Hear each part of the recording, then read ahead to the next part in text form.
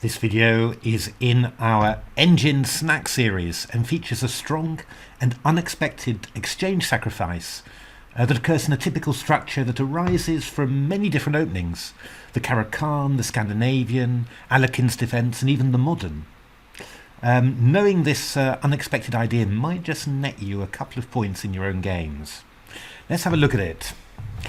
So yeah, I mean, some moves just bring back memories, and some are good and some are traumatic, and this one is a little bit in the middle for me.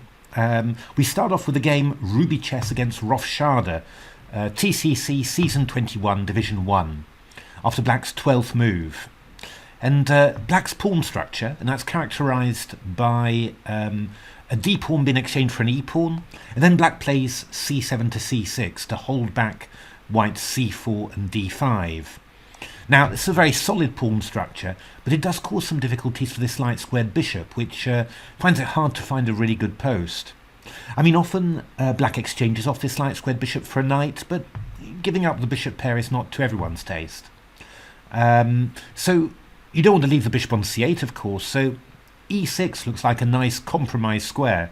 It shields the pawn on e7 from the rook on e1, and once you play knight d7, then your whole queen side's developed and you can, look to see what you do next.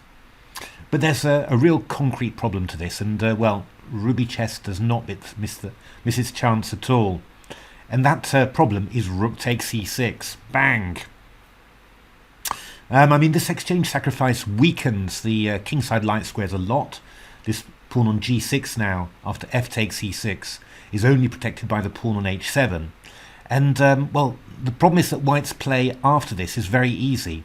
Line up on the e-file to attack this pawn, make use of this e5 square, which is now freely accessible to all your pieces, and start chipping away at the at Black's kingside and attack on the b1 h7 diagonal, together with h4 to h5. I mean, actually, Stockfish is already at plus 1.7 in this position, so yeah, I mean, it's just really a very good sacrifice for White. So the game continued queen e2, queen c8, knight e4.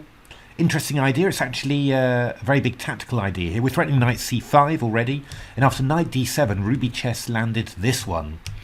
Knight d6 attacking the queen, here, check, and takes. So Ruby Chess has actually got two pawns for the exchange here, and of course the weakness of Black's kingside remains. So after bishop f6, queen e6, king g7, c3, knight b6, knight e4, rook e8, queen h3. Yeah, White stands very nicely here. I mean, still a plus 1.5 advantage, and Ruby Chess converted that without any problems. Why does this bring back memories for me?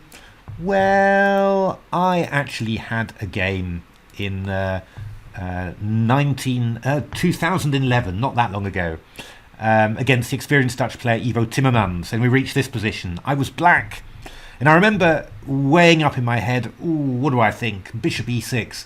Is he going to play rook takes e6? I wasn't too keen on it, but I just remember thinking, what the hell? Let's just do it. And played bishop e6.